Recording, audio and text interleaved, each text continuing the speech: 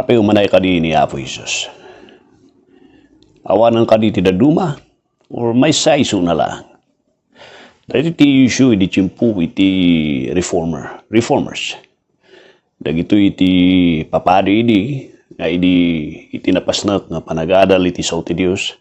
Pananglukat iti Apo iti puso kon panunot da iti nga naawatan nga ni Jesus laang katumanay. Dahil iti may isang indablaban da jay kinasiyasino ni Apo Isus. Nga ni Jesus, ni Apo Isus ket umanay nga mangisalakan. Ken ti sakripisyo na ket perpekto kon kompleto nga makaisalakan. Tidak dumay di kunadahan may salaang.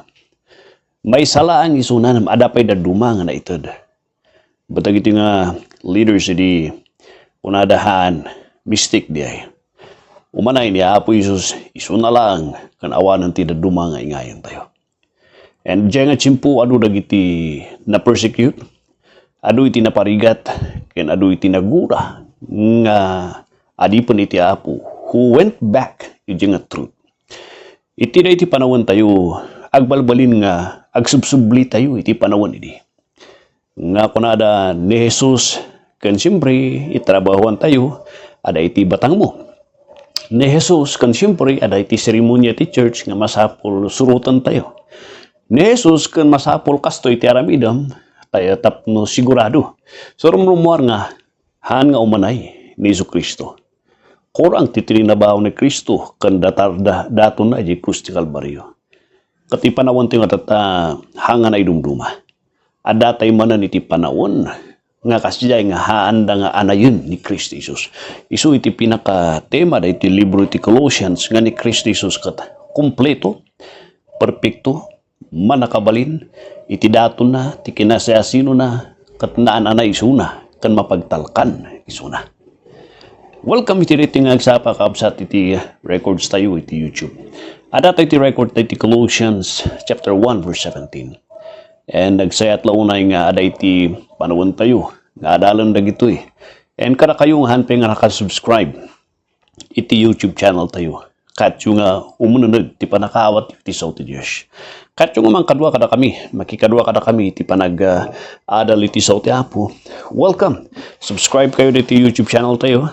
And i-click yung lahat di all notification bell. Tapno ada di chimpo nga dati barong record tayo. Ma-update kayo nga kanayan. Alright, so welcome kayo tunggal maysa, iti YouTube channel tayo, iti The Preacher's Dragnet. So adamot lang ti version na ito iti Facebook ngam iti natatidog nga form, kan mas detalyado nga form, iti panangibingay iti sao ti Apo, kuna tayo ipantayo iti YouTube. Alright, so 17. And He is before all things, and by Him all things consist. Dahil iti may nga tuloy iti verse 15-16, no apay nga umanay ni Apo Isus, apay nga haan nga masapul nga kunatayo nga ngayunan tayo.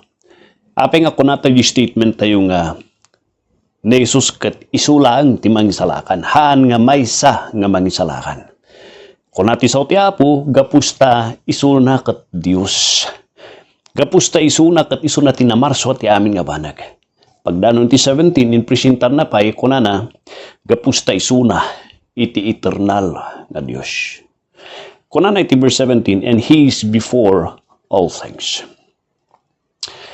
Tatasal saritanan iti 17, kat iki-expound na, nga da ito'y Jesus, nga pagtalkan tayo, kat haan lang nga may isang ordinaryo nga kasla nga may isang anghel, nga panakamu dagiti Colossae ide. Han lang iso nga may nga mga kasaba nga nalay nga mga kasaba o propeta. Kuna iti sao ti Apo, He is eternal, nga parehas ni Diyos Ama. Dahito kadi iti may nga tulbak nga mangwarwar di Genesis chapter, kita di chapter 2, nga iti chimpo nga pinarsuan ni Apo Diyos iti daga, kat ada ti kays istoryana. Dahito kadi iti may nga bersikulo nga mangpanaknak ti kinasiyasino iti Diyos tayo, nga iti Diyos tayo kat binuo iti kunatayo nga more than one nga person kuna iti sao iti Diyos iti 2060 Genesis chapter 1 And God said, let us make man in our image. Di nausad dito kat as. Iso nga di nagan nga nausad dito kiniapo Diyos kat Elohim. Kahit nangasawan, Diyos, dito plural nga panakayusad dito kahit nangasawan dito sarita dito nga panak na kanalanga ni Diyos Ama, adda ti kay istoryana nga parparehas na. When He said, let us, it implies adda iti kadwana nga parparehas na tigalad ken panakabalin. Hanang imbaga dito nga, and God said, I will make man. Rather, ti kunana jay, kunana ni Apo Diyos, ni Diyos Ama, aramidan tayo. Dito ka di Colossians 1:20, chapter 1, verse 17, kat iso iti may nga supporting evidence iti Genesis chapter 1:26. Nga ti kays istorya ni Diyos Ama nga namarswa ditoy, iti 16 pa lang kat ni Jesus. Ditoy nga mawarwar di jay nga,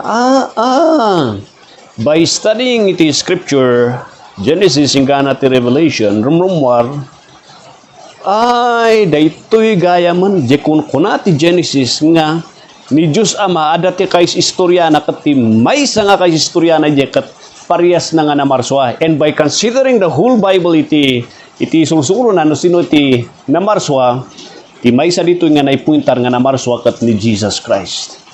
Iti 16, all things were created by Him. And G17, sarsarita na ti time iti existence ni Hesus Kristo, and He is before all things. So sarsaritaan na, kung warwarwaran na iti, may isang misteryo di Old Testament, nga,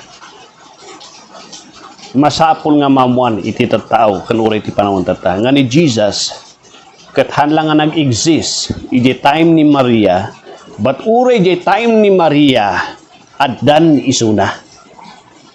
Namgapus iti plano.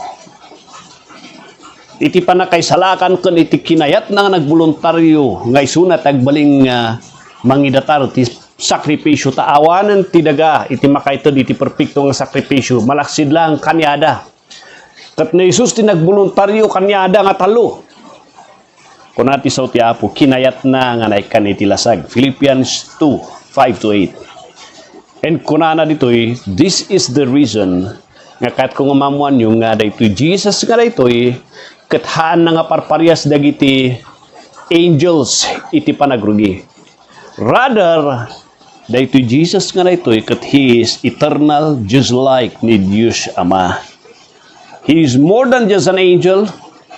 He is more than just may isa nga parswa gapusta iti taon na kat eternal, unlimited, awan iti limitasyon, iti existence na, nga kuna iti sa ti Diyos. And by Him, and babahan kanya na, all things consist. Amin nga banag diti daga. Referring to verse 16, amin nga turay, amin nga banag nga naparaswa, makita kanahan nga makita, dagiti angin, dagiti solar system, dagiti universe and stars nga alhanan nga makita ti matatayo kan iti teleskopyo nga na-discover tata, everything has been created by God, by Jesus Christ. All things consist. Na isimpada, na yurnusda, na aramid da, nagparangda iti panakaparangda nga tawon, na naapasamak dagiti nga banbanag, iti usto nga eksakto nga disenyo iti Diyos, gapus kini Hesukristo nga nangaramid. So dahito iti makita tayo, iti lordship ni Jesus Christ.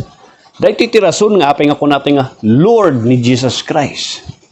Dahito iti Lord nga title iti New Testament, nga maus usar kini Jesus Christ, it is the same title nga maus usar, iti chimpo ti Old Testament, kini Diyos Ama. Nga ni Diyos Ama, He is called Lord. Pagdanon dito 17, dito Colossians, ipukpukaw na iti lordship ni Jesus.